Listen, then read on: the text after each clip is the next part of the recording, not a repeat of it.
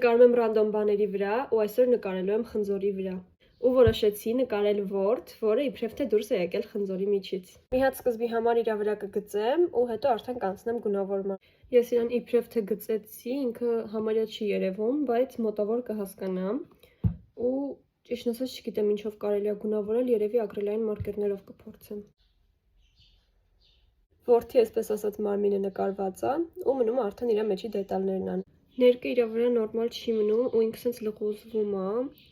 բայց հեսա միցև կփորձեմ հասցնեմ վերջնական տեսքի։ Ես չգիտեմ էս ինչա ստացվել։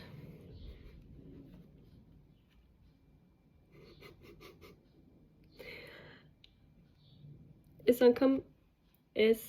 ինչ-որ բանը ուրիշ ոչ մի ձև չեղավ իրան անել, որովհետև ներկը ուղղակի չէր մնում ու հենց հիմա եթե ես անձրոցիկով սրբեմ, ինքը ուղղակի մաքրվելու է, որովհետև չէր չորանում։ Իսկ դուք կոմենտներում գրեք, թե ինչի վրա նկարեմ հաջորդը։ Պակա։